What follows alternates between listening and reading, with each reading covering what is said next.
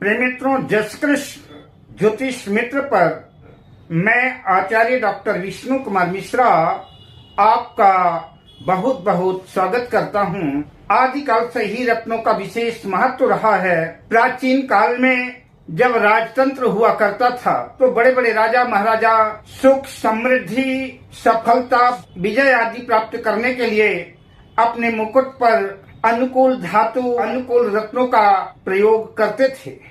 अपने आभूषणों पर, अपने वस्त्रों पर, राज सिंहासन पर, स्तंभों में रत्नों का प्रयोग करते थे। राजा महाराजाओं के अतिरिक्त उनसे जुड़े हुए जो लोग थे, जैसे राजगुरु हो गए, राज्य वैद्य हो गए, सलाहकार, मंत्री आदि हो गए, या कि बड़े जो संपन्न लोग थे, वही जो है रत्नों का प्रयोग कर पाते थे। उस जमाने में भी कीमती रत्न सामान्य जनमानस से दूर था और आज भी आम आदमी की पहुंच से बाहर है। रत्नों की कीमत और रत्नों का महत्व उसी तरह से आज भी अच्छे क्वालिटी के ट्रांसपेरेंट पारदर्शी रत्न लाखों रुपए के आसपास हैं। एक तो सही रत्न का चयन करना, सही रत्न का मिलना, और इसके बावजूद उसकी कीमत जन सामान्य को निराश कर देती है। आज हम इस वीडियो पर सभी मूल्यवान जो कीमती रत्न हैं, उनके उप रत्नों की चर्चा करूंगा। जो लोग कीमती रत्न धारण नहीं कर सकते, आर्थिक दृष्टि से जो कमजोर हैं और कीमती लाखों रुपए का रत्न नहीं खरीद सकते, उनके लिए मूल्य में सस्ते और प्रभावशाली उप रत्नों की चर्चा मैं इस वीडियो पर करूंगा। पर मैं विषय क्रम में आगे बढ़ूं उससे पहले आपसे आग्रह, अगर आपने अभी तक हमारे इस चैनल को सब्सक्राइब नहीं किया है तो प्लीज चैनल को सब्सक्राइब करें, साथ ही नोटिफिकेशन बेल को भी प्रेस कर लें। अगर आप अपनी या अपनों की जन्म कुंडली का बृहद प्रेडिक्शन कराना चाहते हैं, विश्लेषण कराना चाहते हैं, या कि उत्तम क्वालिटी के रियल राशि रत्न आदि प्राप्त करना चाहते हैं, तो आप स्क्रीन पर फ्लैश हो रहे नंबरों पर हमसे संपर्क कर सकते हैं। आइए सबसे पहले सूर्य के रत्न माणिक के उपरत्नों से शुरुआत करते हैं।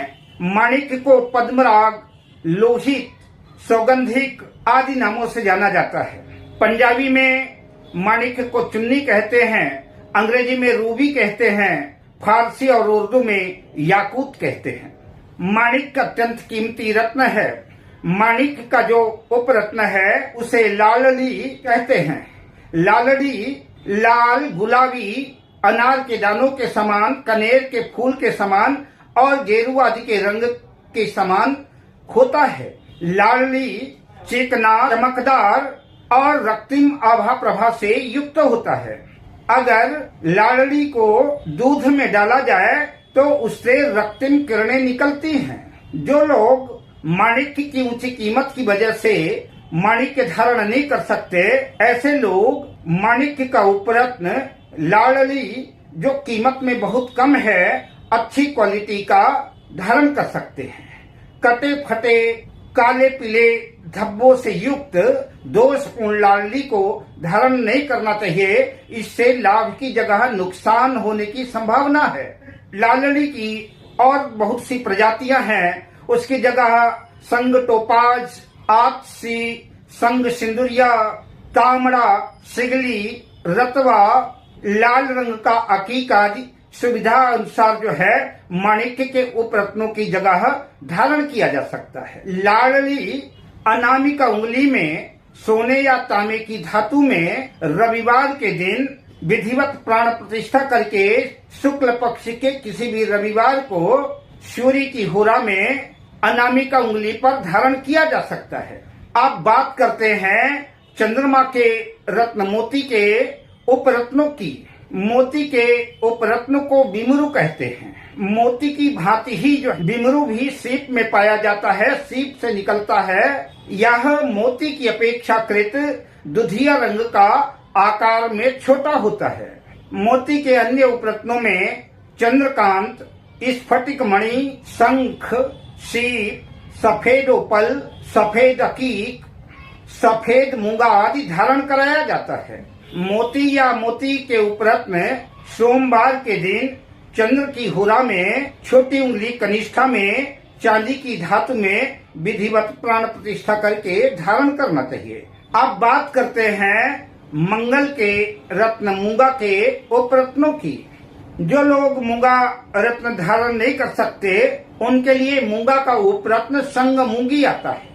संग मूंगी भी जो है मूंगी के पौधे से ही पतली शाखाओं से निकलता है, किंतु यह आकार में छोटा होता है। इसे मूंगे की जगह धारण किया जाता है। संग मूंगी की कीमत मूंगे की अपेक्षाकृत बहुत कम है। मूंगे के अन्य उपरत्नों में लाल अकीक, लाल ओनेक्स तथा रक्तमणि आदि धारण किया जाता है। मूंगे के उपरत्न को शुक्ल पक्ष में किसी भी मंगलवार को मंगल की होरा में तांबे की धातु में विधिवत प्राण प्रतिष्ठा करके सूर्य की अनामिका उंगली में धारण किया जाता है। अब बात करते हैं बुध के रत्न पन्ना के उपरत्नों की। तो पन्ना के उपरत्नों में संग मरगज, यह हल्के हरे रंग का कुछ सफेदी लिए हुए चमकदार और सुंदर होता है। दूसरे उपरत्न की बात करें, पन्ना का दूसरा उपरत्न जो है संग पीत मनिया, यह भी हरे रंग का कुछ लालिमा युक्त कुछ पीलापन लिए हुए चिकना और चमकदार पत्थर है। इसे पन्ना की जगह उपरत्न के रूप में धारण कराया जाता है।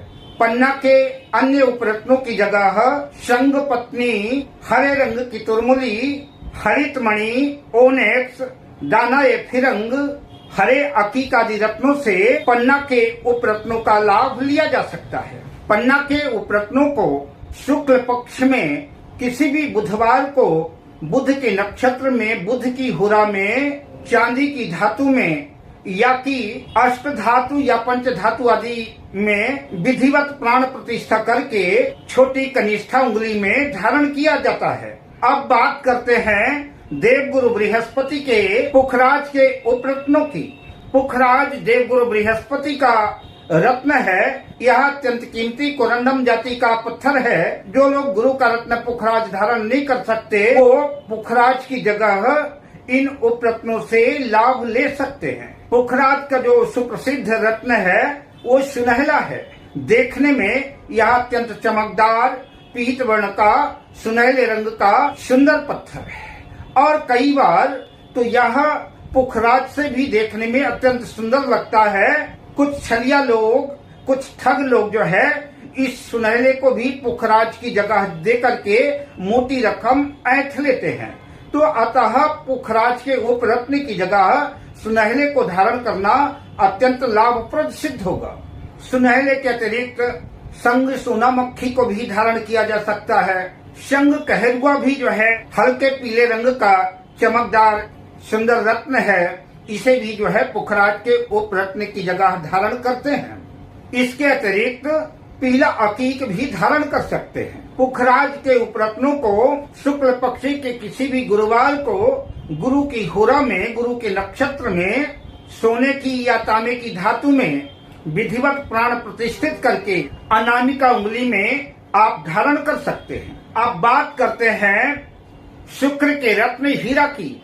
हीरा जिसे अंग्रेजी में डायमंड कहते हैं, यह अत्यंत कीमती पत्थर है। जो लोग शुक्र को बलवान करना चाहते हैं, इसकी कीमत ज्यादा होने की वजह से हीरा नहीं खरीद सकते, उनके लिए जो है हीरे के उपरत्न सफेद पुखराज, जो पुखराज की खदान में पाया जाता है, यह बिल्कुल पारदर्शी होता है, चमकदार होता है, इसमें पीलापन नहीं होता।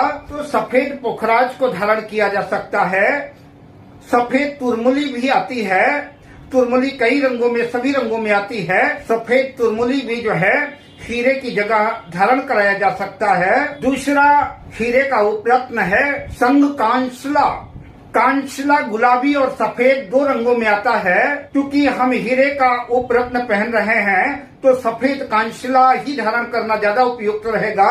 और जो अच्छी क्वालिटी का सफेद कांसला होता है, इसमें हीरे के समान ही आभा प्रभा निकलती रहती है और यह देखने में अत्यंत मोहक, सुंदर, चमकदार और चिकना होता है। हीरे के अन्य उपरत्नों में संगदतला, कुरंज, पुलक, बिमल, सफेद अकीक, स्फटिक आदि प्रसिद्ध है। इन उपरत्नों को भी धारण करके हीरे की जगह शुक्र को शक्ति प्रदान की जा सकती है और हीरे का लाभ लिया जा सकता है।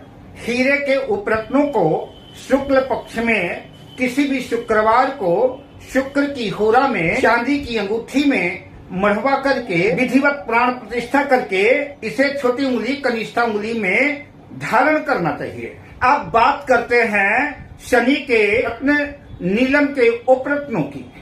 तो नीलम के उपरत्नों में जो सबसे प्रमुख स्थान है वो संग नीली का है। नीली और नीलम देखने में एक जैसे ही लगते हैं। संग नीली को और नीलम को एक साथ रख दिया जाए तो कोई पारखी व्यक्ति ही पहचान कर पाएगा इनमें से कौन नीलम है और कौन नीली है। तो नीलम के उपरत्नों की जगह उपरत्नों में नीली को पहनाया जाता है और इसकी कीमत नीलम से बहुत कम है। नीलम के अन्य उपरत्नों में जमुनिया, नीला अकीक, काला अकीक, लाजवर्त, काला स्टार आदि उपरत्नों को धारण करके नीलम की जगह काम चलाया जा सकता है। नीलम के उपरत्नों को किसी भी शुक्ल पक्ष में शनिवार के दिन शनि की होरा में या की गोधूली बेला में लोहे की अंगूठी में या की अष्ट धातु में या की पंच धातु में विधिवत प्राण प्रतिष्ठा करके मध्यमा बीच वाली सबसे बड़ी उंगली में धारण करना चाहिए। राहु का रत्न गोमेद और केतु का रत्न लहसुनिया ये प्रायः सस्ते ही हैं। इनकी कीमत बाजार में बहुत ज्यादा नहीं है, लेकिन फिर भी इनके उपरत्नों की जगह टाइगर, हाक, केट्स, दानाए फिरंग सुविधा के अनुसार लिया जा सकता है।